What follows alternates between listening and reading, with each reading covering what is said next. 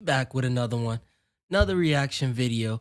We're gonna be talking about Graham Stevens' $78 Tesla. I want to say this is an older video. I mean, I know it's an old video. I'm not gonna lie to you, but I thought it was interesting when I watched it a few years ago, and now that I'm kind of trying to figure out what I should do with the upcoming car purchase, figured we could watch this together and we'll roll a clip and see what he's talking about because I'd love to get a cheap Tesla if I can.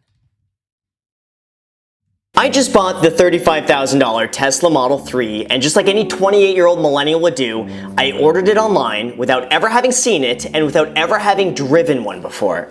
Here's what happened. I was browsing YouTube and happened to come across a video announcing the arrival of Tesla's $35,000 Model 3. As I was watching that video, I opened up a second tab in my browser just to spec one out for fun. I honestly had zero intention of ever buying one. It's just a guilty hobby of mine to go to car websites and spec out brand new cars just to see how expensive they would be. So I went on Tesla's website and got to work. The standard range Model 3 begins at their promised price of $35,000, but I quickly realized that if you increase your budget just a modest $2,000, you'll get an extra 20 miles of range, a slightly higher top speed, power-adjusted seats, premium interior, and upgraded audio, which honestly seems like a decent value. Then we get to colors. If you get any other color besides black, it'll cost you up to $2,500 more if you want red. Now, I'm all about saving money, as we all know, so we're going with black today. Next, they give you the option to upgrade to 19-inch wheels for an extra $1,500. Nope, that's not gonna happen. Now we have the choice of interior color, either black or white, but white is an extra $1,000 and I would be worried about getting that dirty, so black it is. And Now the white seats are nice, and I've rented multiple Teslas before. So the thing about the white seats that's interesting is they're spill proof. You can like spill wine on it and stuff, and nothing will happen to them. finally, we have autopilot. For an additional $3,000, the car will stay in its own lane and keep pace with traffic. A must-have for anyone lazy like me. They also offer full self-driving capability for an extra $5,000. This includes navigating highways, summoning your car, and a few other technologically amazing feats.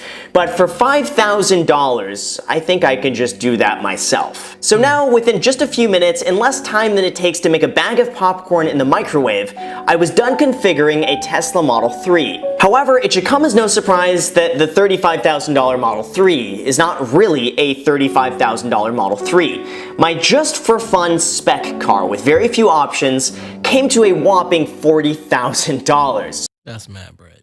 I'm gonna skip to hopefully.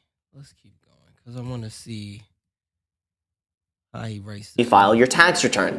That money is pretty much as good as cash. California drivers are also eligible for a $2,500 electric vehicle rebate in which the state will literally mail you a check back for $2,500 upon showing proof of purchase. Now Tesla gets a little bit sneaky after this because in that $29,450 figure, Tesla also includes the estimated gas savings over 6 years of ownership, which comes to about $4,300. Now from my perspective, this would apply to any electric car you purchase, not just Tesla. So this is really only comparable if the buyer was to otherwise buy a gas-powered car. So excluding the gas savings and only focusing on the first two cash value rebates, the actual price of the car comes to $33,750 for a brand new Tesla Standard Range Plus with autopilot. Now, maybe I'm just impulsive, maybe I'm delusional, but it was honestly at this point that I just figured, you know what? Why not? That's a pretty good deal. I'm just gonna go ahead and buy it. So I did. I even got a picture of a lemur once I placed the order. And I have to say, coming from someone who's purchased several cars before, this was by far the easiest car buying experience I have ever had in my entire life. There was no driving around, spending hours at car dealerships. I didn't have to pretend like I was disinterested just so I can spend days negotiating the price down. There weren't any dealership upsells. I didn't have to receive random calls from car salesmen calling. Yeah, all that stuff is really annoying. I want to see how much these Model 3s are going for now because this was a few years ago and now with inflation and stuff, all of this stuff's went up. You can still get a used one for like 29,000. That's a 2020. I got a couple in here. Model 3 long range, $26,000. These are also great cars if you wanted to like do like Toro on them because they don't have too many things that can go wrong. And I'm seeing a lot of these cars. Depending on where you're at in the city, you might be able to put this up and make some pretty good money for it. Calling me every few days to follow up if I had found something yet. No, Tesla was different. It was as easy as clicking buy it now on Amazon, and it was amazing. Now, I had originally intended to purchase the car outright in cash, but I couldn't help but notice their offer soon after I placed my deposit. 100% financing for 72 months at a 3.75% interest rate. That's low, and at that interest rate, I'd get a better return investing my money literally anywhere else instead of buying the car in cash. So just like the car, I figured, you know what, why not? I'm going to do it, and I applied for financing. 10 hours later, I was approved. This means that my total out-of-pocket These Model 3s are now in 2023 going for $43,000, and the dual motor all-wheel drive Model 3 Performance is $54,000. That's a lot of money. But I guess with all those write-offs, like he said previously, you looking at 31,000.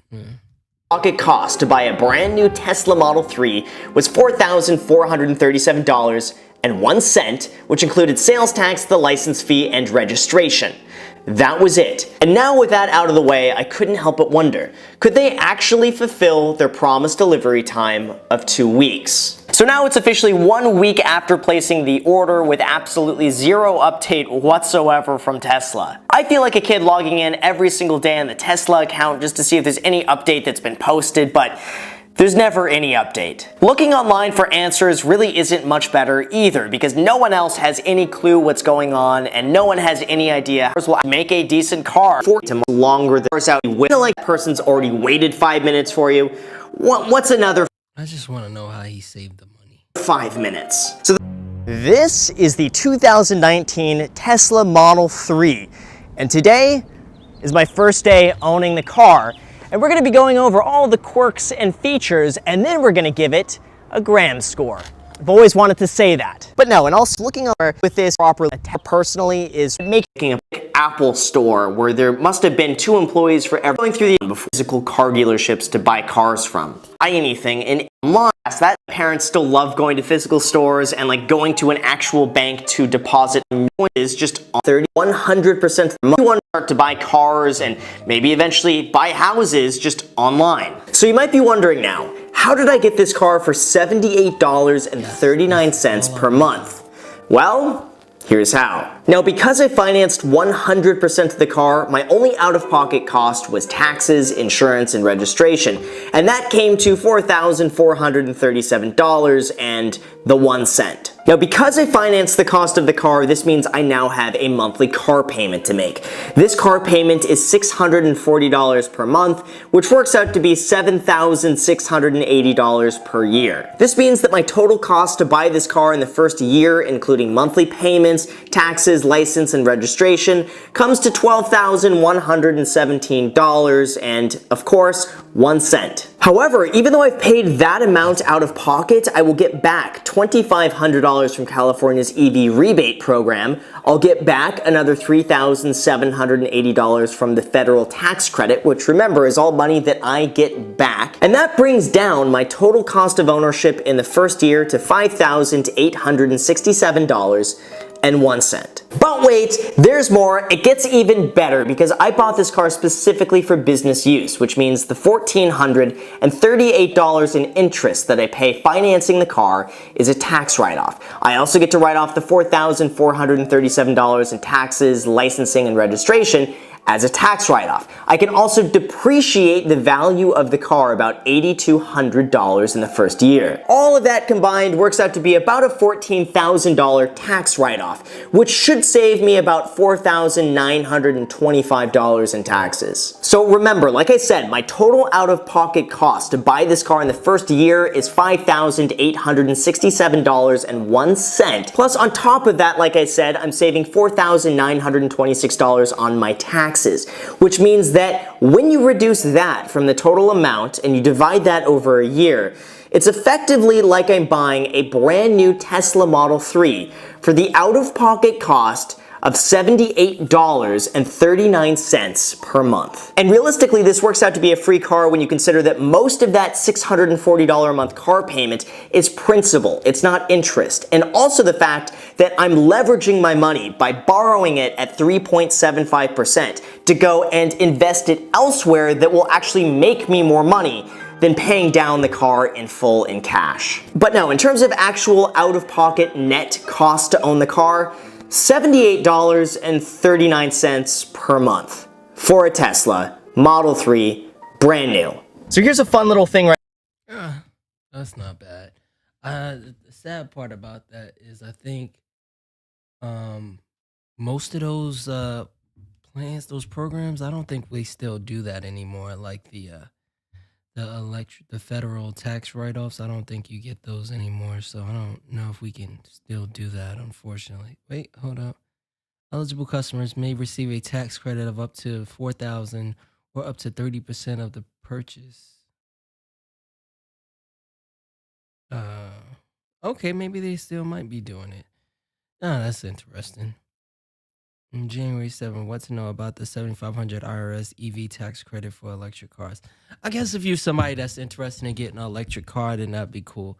In my opinion, the Tesla was a car that I was looking to get, but to be honest with you, after renting it multiple times and the car saying like, "Oh, you have 300 miles left," and then like the miles aren't really reliable, especially depending on how you drive. It's just not something that I'm interested in doing anymore.